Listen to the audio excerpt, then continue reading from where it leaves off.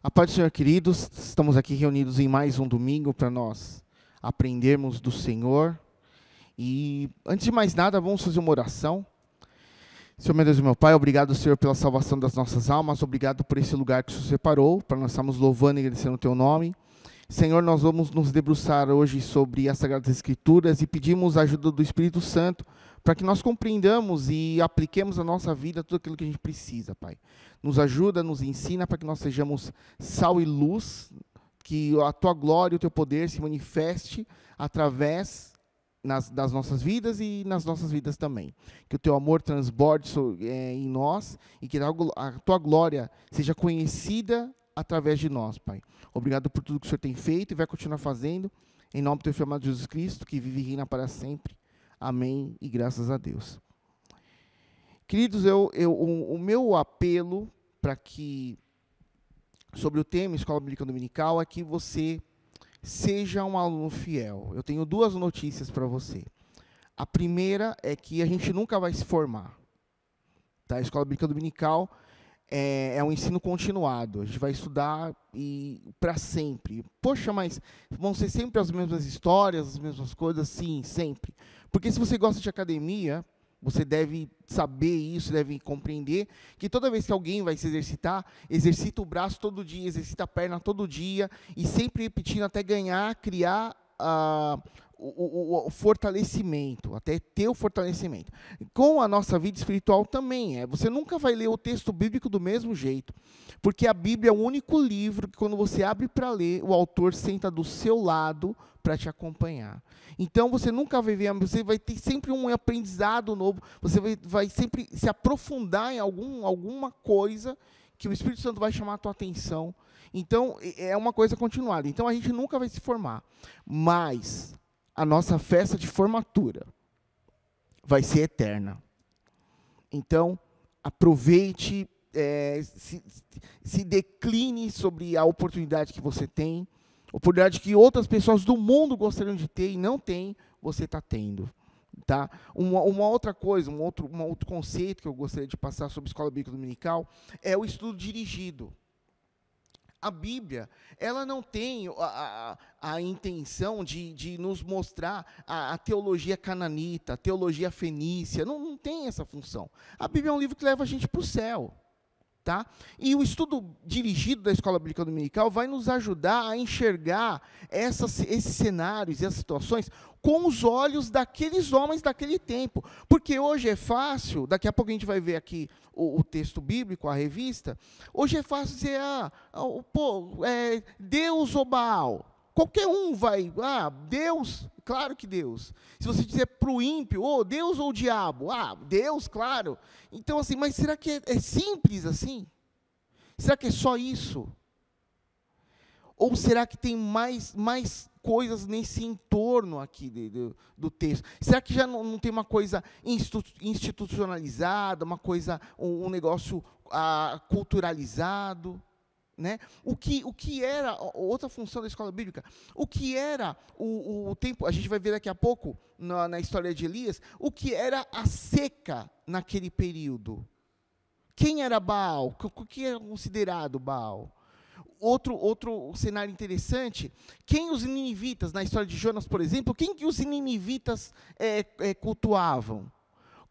Então, se você começa a cruzar isso com o fato do peixe ter levado ele para a praia, e Deus está agindo nos cenários e trabalhando tudo, o povo nas pragas do Egito, o povo de Israel, na saída do Egito, como Deus foi trabalhando as pragas, cada uma delas era Deus tirando do coração do povo o Egito, porque uma coisa é tirar o povo do Egito, outra coisa é tirar o Egito do coração do povo. E toda essa didática de Deus se apresenta nesses momentos. Né? Então, o fato das 10 pragas, a gente não vai explanar sobre isso aqui, mas Deus está manifestando a soberania dele. Né? o fato de cada praga ridicularizar um daqueles deuses do Egito, é Deus mostrando a soberania dele. E a gente vai ver isso aqui na história de Elias daqui a pouco. Percebam, irmãos, estamos na terceira aula, está tendo um encadeamento aqui de ideias, né? Começamos lá na aula 1 com o templo, aula 2 a divisão, agora a aula 3 é o Reino do Norte, o desvio, o povo de Deus desviado no Reino do Norte, e Deus levantando Elias para manifestar o poder e a glória de Deus. E percebam que toda vez que esse trabalho profético dentro da palavra de Deus, toda vez que alguma coisa, algum obstáculo entrava no caminho do plano de Deus, Deus levantava um profeta para ultrapassar aquele obstáculo. A mesma coisa na igreja do Novo Testamento, alguma coisa, algum obstáculo que se levantava no caminho da igreja de Deus, Deus levantava o apóstolo, Deus mandava disparava uma epístola, alguma coisa para abrir aquele caminho, e a glória de Deus era manifestada e o plano de Deus continuava em plena execução. Então, uns adendos importantes sobre a escola bíblica, da importância disso tudo, e a importância de você ser um aluno fiel à escola bíblica dominical e um crente fiel às escrituras sagradas. Tá bom, meus queridos? Então, vamos para o nosso texto. De novo, estamos na lição 3, vamos ler o texto áureo, né, em Deuteronômio 7:9. Saberás, pois, que o Senhor teu Deus é Deus, o Deus fiel que guarda o conserto e a misericórdia até 1000 gerações aos que o amam e guardam seus mandamentos. Deus é Pai de amor, bondade e misericórdia abundantes. Contudo, todo pecado e desobediência ao Senhor trazem consequências inevitáveis à vida humana. Queridos, a gente tem que entender isso aqui. Deus é tão bom, mas tão bom, que Ele vai deixar você plantar o que você quiser. Mas Ele é tão justo e tão justo, que você só vai colher aquilo que você plantou. Então, entenda isso, e viva isso na sua vida, em nome de Jesus. Leitura em classe, em 1 Reis, no capítulo 16, a gente vai trabalhar esses textos, e depois da aula eu te convido, eu te desafio, eu te encorajo para ler esses textos de 1 Reis, para você entender como que vai ampliar o seu entendimento sobre o texto e sobre a Escritura Sagrada. De novo, lembrando que a Bíblia ela não tem a função de explicar a teologia egípcia, cananita, tal, e muito menos passar a cosmovisão do autor. É um livro que te leva para o céu e ponto final. Não é um livro de arqueologia, nada disso. É um livro que te leva para o céu. Então, o estudo dirigido da Escola Bíblica Dominical vai te ajudar a ter a cosmovisão, o entendimento e a aplicação desse texto na sua vida. Então, 1 Reis, capítulo 16, diz assim a palavra do Senhor: E Acabe, filho de Onri, começou a reinar sobre Israel no ano 38º de Azo, rei de Judá. E reinou Acabe, filho de Onri, sobre Israel em Samaria 22 anos. E fez Acabe, filho de Onri, o que era mal aos olhos do Senhor, mais do que todos os que foram antes dele. 1 Reis 17:1. Então Elias, o tisbita dos moradores de Gileade, disse a Acabe: Vive o Senhor, o Deus de Israel, perante cuja face estou, que nesses anos nem orvalho, nem chuva haverá, senão segundo a minha palavra. Depois veio a ele a palavra do Senhor, dizendo: Vai-te daqui e vira-te para o oriente, e esconde-te junto ao ribeiro de Querite, que está diante do Jordão. Vamos dar uma segurada aqui. Já vou começando a tecer algumas considerações. Baal, a gente vai ver daqui a pouco, Baal era considerado pelos seus adoradores o Deus da provisão, o Deus da colheita, o Deus da fertilidade e tudo mais. E aí o Deus, Yahvé, o Todo-Soberano, disse: não vai chover, e não vai ter Baal que faça isso voltar atrás. Não vai chover, ponto final. E não vai ter Baal que reverta essa situação. Então é Deus manifestando, Deus ensinando ao povo, ao seu povo, o que ele faz e o que ele é.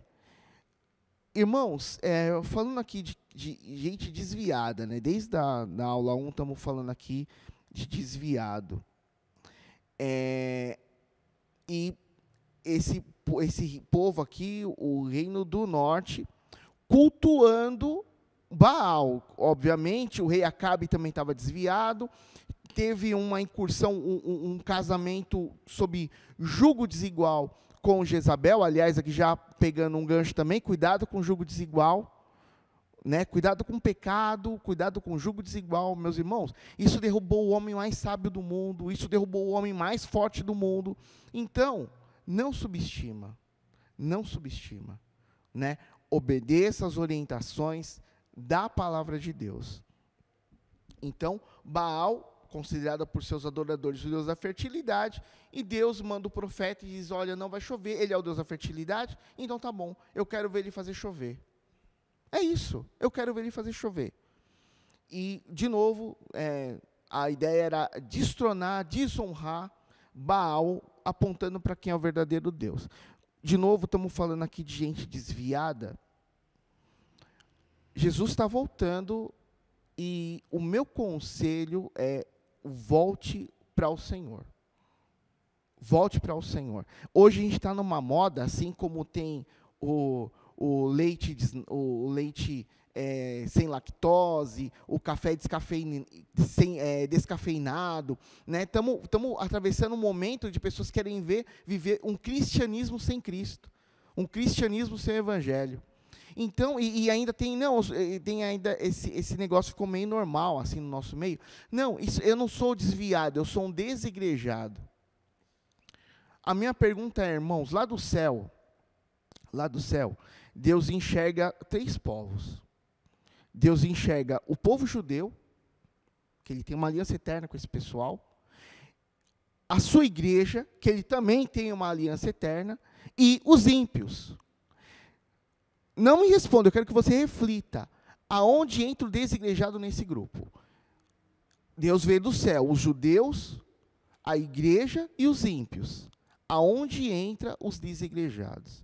Então, se você é um desigrejado, se você é um desviado, em nome de Jesus, volte para a casa de Deus. Não, o seu lugar não é o mundo, não tem lugar para você no mundo. O seu lugar é a casa de Deus. Só um parênteses aqui sobre, já que a gente vai falar de desviado daqui a pouco, né? O reino do norte estava totalmente desviado. Então, já pego esse parênteses aqui. Então, vamos voltar à leitura do texto. 1 Reis 17, agora versículo 3. Vai-te daqui e vira-te para o oriente, e esconde-te junto ao ribeiro de Querite, que está diante do Jordão. E há de ser que beberás do rio, e tenho ordenado aos corvos que ali te sustentem. Deus tem sustento para o crente no meio do deserto. Deus tem favor, milagre e misericórdia para o crente no meio do deserto. Versículo 5, foi, pois, e fez conforme a palavra do Senhor, porque foi e habitou junto ao rio Querite, que está diante do Jordão, e os corvos lhe traziam pão e carne pela manhã, como também pão e carne à noite, e bebia do ribeiro. E sucedeu que, passados os dias, o ribeiro secou, porque não havia chuva na terra. E sucedeu que vem agora, tem o episódio que o ribeiro seca, e Elias vai para a casa de uma viúva. E a gente vai chegar lá daqui a pouco. Agora, 1 Reis 18, no versículo 17. E sucedeu que, vendo Acabe a Elias, disse-lhe Acabe, és tu perturbador de Israel? Percebam que Acabe estava desviado, estava adorando a um falso Deus, que não resolvia nada, porque a terra estava passando um problema de seca, e ele pergunta para Elias, você é o perturbador de Israel? Versículo 18, então disse ele, eu não tenho perturbado Israel, mas tu e a casa do teu pai, porque deixaste os mandamentos do Senhor, e seguiste aos Baalins. Agora, pois, envia... Versículo 19, agora, pois, envia, ajunta a mim todo o Israel, no Monte Carmelo, como também os 450 profetas de Baal e os 400 profetas de Azerá, que comem na mesa de Jezabel. Então enviou Acabe os mensageiros a todos os filhos de Israel e juntou os profetas no Monte Carmelo. Então Elias se chegou a todo o povo e disse: até quando cocheareis entre dois pensamentos? Se o Senhor é Deus, segui-o. Se Baal é Deus, segui-o. Porém o povo não lhe respondeu nada. E que triste isso aqui, né, irmãos? Que triste. Elias estava falando para o povo: sai de cima do muro.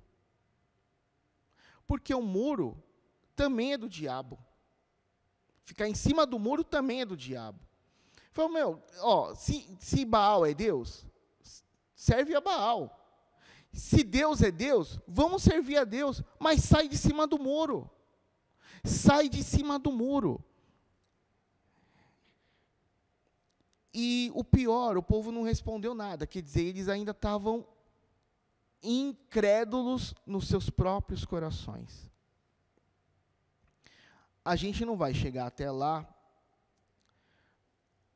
mas o episódio do Deus mandando fogo sobre o sacrifício de Elias, se nós pararmos de tentar fazer fogo e nos aplicarmos em consertar o nosso altar, Deus responde com fogo o nosso trabalho e o nosso sacrifício. A gente, como crentes, temos que parar de tentar produzir o fogo de Deus e começar a consertar o nosso altar. A partir disso, Deus honra, responde nossas orações, alinha tudo, a glória dele se manifesta, o ímpio se converte ao Senhor, porque Deus quer trabalhar na nossa vida. A gente também não vai ver isso, mas você vai ver no texto.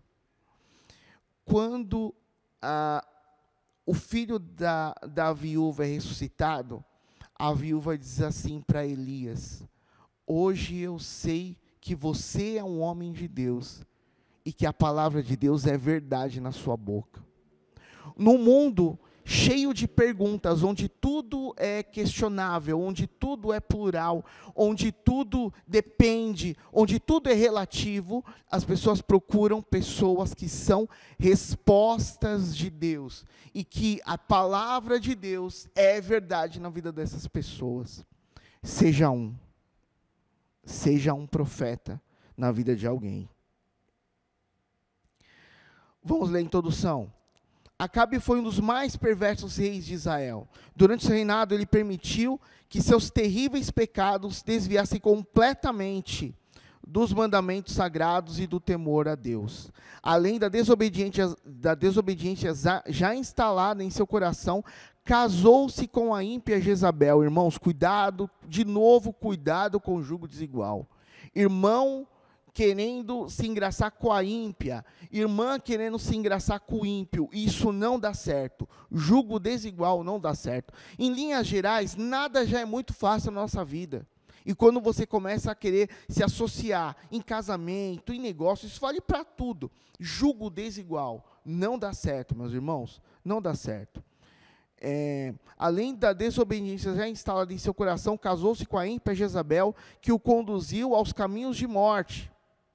Sua grande seca em Israel, o episódio que mais tarde o colocou frente a frente com o profeta Elias. O casamento de Acabe com Jezabel.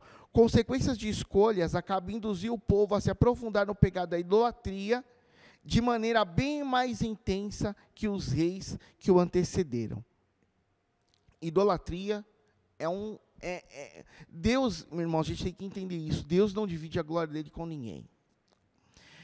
Às vezes nós, cristãos evangélicos, nos colocamos em alguma espécie de vantagem, porque nossos ídolos não são de gesso, nem de barro, nem de madeira, nem de pedra, mas a gente tem que, exatamente por conta disso, nós temos que redobrar nosso cuidado, porque os nossos ídolos podem ser alguém que canta, O nosso ídolo pode ser alguém que prega, o nosso ídolo pode ser nós mesmos, a gente viu na aula passada. O nosso ídolo pode ser a nossa família, o nosso ídolo pode ser o dinheiro. Percebam que ser rico não é problema. Ser rico não é problema.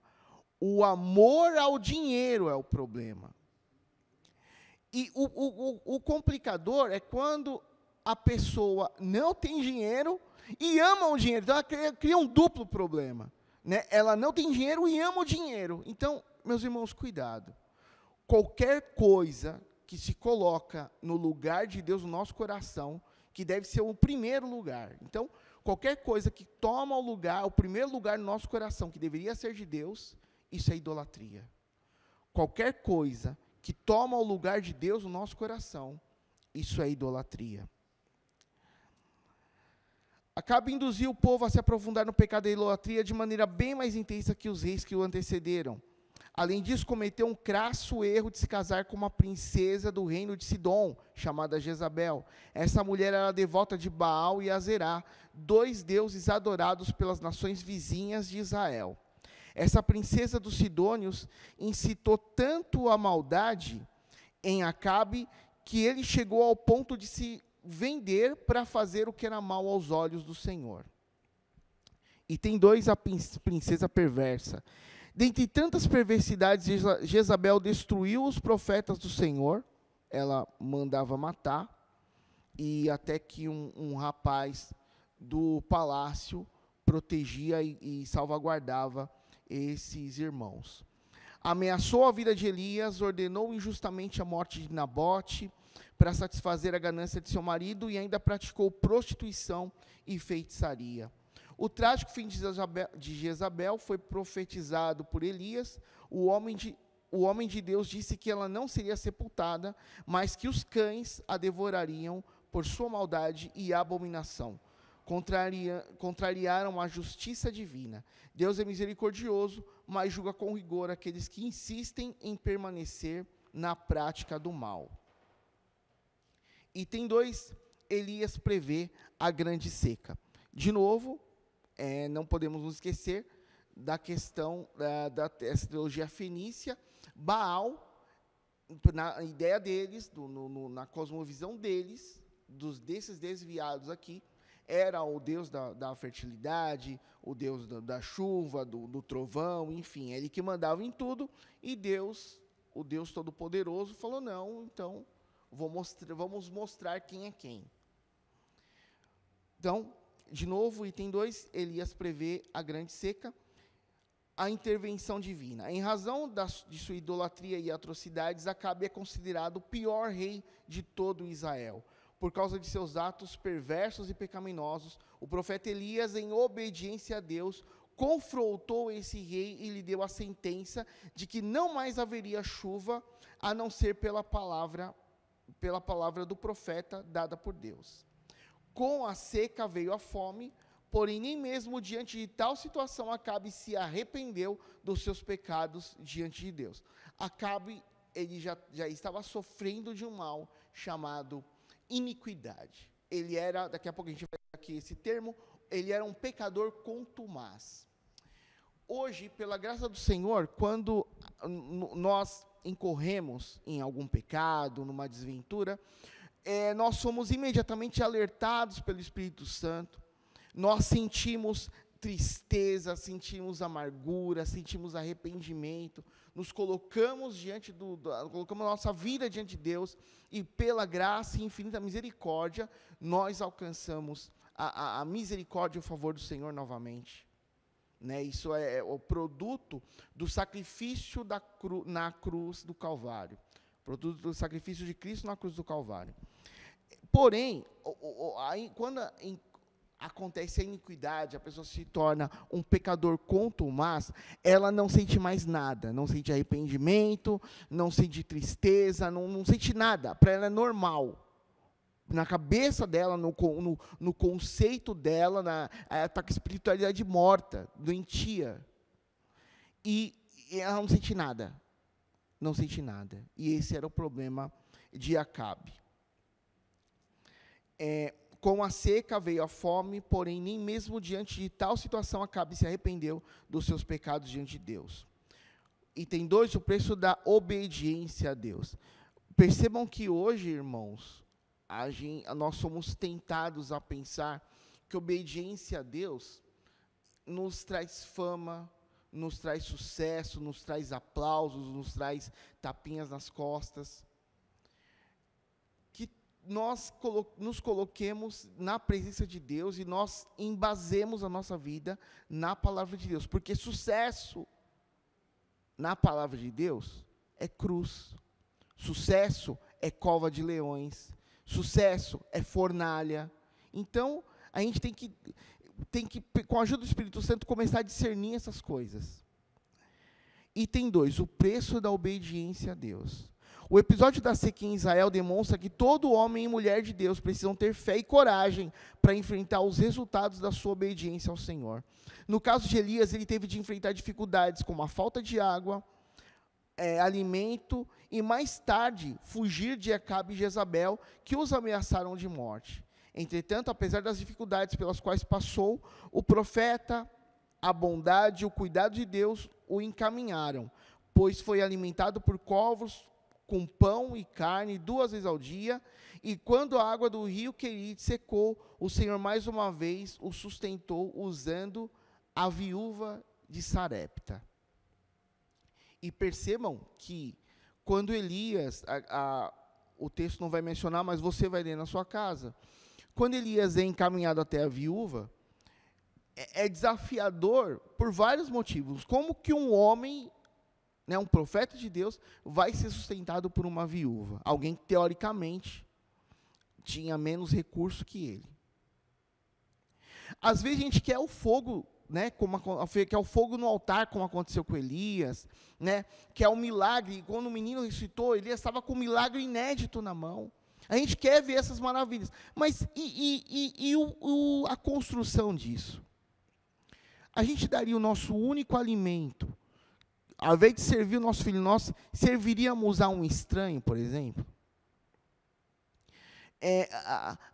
As definições, como a Jezabel e Acabe matando gente a rodo, e Elias lá posicionado, o Iavé é Deus, aliás, é o significado do nome dele, Iavé é Deus, sabe, esse posicionamento, desafiando a morte, desafiando o resultado da suposta afronta, apesar de ser uma ordem de Deus, ele estava afrontando o inimigo, a retaliação. Então, todo esse desafio, todos esses desafios constroem os resultados. Constroem os resultados que é fogo no altar. Item 3. Deus sempre cuida dos seus filhos. Na casa da viúva, Elias realizou um milagre da multiplicação da farinha e do azeite. A mulher argumentou que dispunha apenas de uma pequena quantidade desses ingredientes para alimentar a si e ao seu filho. Não está na revista, mas no texto está, que você vai ler, e depois eles iriam morrer. E percebam que o profeta, ele não questiona a Deus. Ele falou, Senhor, eu pensei que ia ser uma viúva rica, eu pensei que... Não, ele não questiona. Deus me mandou, então eu sou a chave, eu sou a resposta. Então eu sou o milagre de Deus na vida dessa mulher. Então, enquanto alguns pensariam, eu vou lá até a mulher receber um milagre, não. Eu sou o milagre, eu sou a chave, eu sou a resposta. E em nenhum momento você vê ele questionando Deus, obrigando, achando ruim, não. Deus tem algum negócio aqui e eu sou a chave, eu vou me colocar na fenda, eu vou me colocar na brecha. E foi o que ele fez e o milagre aconteceu. A mulher argumentou que dispunha apenas de uma pequena quantidade desses ingredientes para alimentar a si, ao seu filho. Mesmo diante desse triste cenário, o profeta pediu para que ela fizesse primeiro um bolo para ele. A viúva obedeceu. A viúva obedeceu a ordem de Elias e lhe preparou a comida. A partir daí, pela palavra do Senhor, nada faltou para aquela família até o fim da seca. Essa história nos mostra o quanto Deus cuida dos que preferem a sua verdade e defende a causa do órfão e da viúva. Item 3, o encontro de Elias com Acabe. Um coração endurecido. Já fizemos menção disso, da questão da iniquidade, de Acabe ter virado um pecador contumaz. A idolatria e a insistente desobediência do rei de Israel provocaram, da parte de Deus, a grande seca que durou muito tempo, 3 anos e meio. A total falta de discernimento espiritual para perceber o que Deus estava fazendo através de Elias e a impossibilidade de se arrepender, mesmo com todas as evidências de que ele era o culpado de todos os males que estavam acontecendo, fizeram com que consequências ainda mais graves viessem sobre a nação. A primeira palavra que o rei dirigiu a Elias foi de acusação. És tu o perturbador de Israel? Percebam que ele já estava cego, ele não estava entendendo o que estava acontecendo. Sem Deus, sem poder interpretar, sem poder mensurar o que estava acontecendo ao seu redor. Seu coração estava tão endurecido em razão da recorrência do pecado, que não havia mais jeito dele voltar atrás e rever o seu deplorável estado espiritual. A semelhança de Melquisedeque, Elias aparece no texto bíblico sem qualquer menção a pai, mãe ou árvore genealógica, sem qualquer menção concernente à sua chamada ou passado. Ele, Elias, emerge subitamente da cidade de Tisbe, de Gileade, com a missão de enfrentar o recorrente baalaísmo fenício, que ameaçava varrer completamente a religião já vista, ou seja, o culto a Iavé do reino do norte. O nome Elias significa Iavé é Deus. Mesmo que ele fosse designado como profeta, a expressão que se emprega com mais frequência para descrevê-lo é homem de Deus. E o item 2, a sequidão espiritual do rei. Sempre que alguém se torna um contumaz pecador, de modo a não mais discernir os intentos do próprio coração, como aconteceu com Acabe, algo muito grave acontece: a sequidão espiritual. O pior é que não somente o apóstata sofre as consequências disso, mas também as pessoas que dependem dele. E para concluir a revista, apesar da grande misericórdia de Deus sobre o rei Acabe, permitindo que o profeta Elias o exortasse a retomar os caminhos do Senhor, ele acabou levando o seu reino à ruína. Não podemos permitir que a ignorância e a sequidão espiritual nos atinjam. Para isso, precisamos estar atentos à convocação divina ao arrependimento. Eu gostaria de encerrar ainda com um texto bíblico, na carta de Tiago, o irmão do Senhor, pastor da igreja de Jerusalém. Tiago, no capítulo 5, no versículo 17, talvez Tiago, lendo a história de Elias, orava a Deus dizendo: Senhor, faz de novo, faz de novo, faz de novo. E Deus manda uma resposta para o coração de Tiago, e Tiago mostra a resposta de Deus através da sua carta. Tiago, capítulo 5, a partir do versículo 17.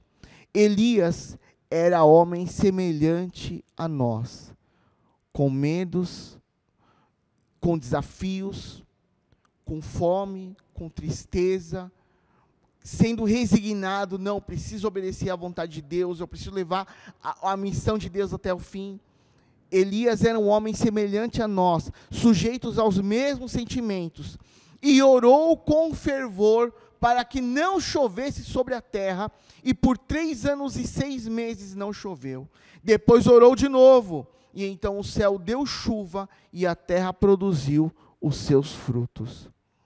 O mundo está para ver o que acontece com uma pessoa que se entrega totalmente aos desígnios e à vontade de Deus. E essa pessoa, meu irmão, é você. Vamos orar para encerrar. Senhor, meu Deus e meu Pai, obrigado pela oportunidade de nos debruçarmos sobre o texto bíblico, Senhor. Obrigado pelo Teu Espírito Santo. Obrigado pela oportunidade que nós estamos tendo hoje, Senhor, desse acolhimento da parte de Deus, desse entendimento, Senhor, de tudo que esses grandes homens de Deus passaram, e nós podemos hoje analisar os resultados e nos inclinarmos à vontade e na adoração ao Deus Todo-Poderoso, Pai. Continua conosco, abençoando nossos corações, que a Tua glória e o Teu poder continuem, Senhor, fazendo presentes na nossa vida e no meio da nossa família. Abençoa nossas igrejas, que a paz que excede o todo entendimento possa guardar na nossa mente e o nosso coração no dia da confusão e no dia da crise. E, Senhor, continua conosco pelo Teu infinito poder e misericórdia. Obrigado por tudo, em nome do Teu filho amado Jesus Cristo, que vive e reina para sempre.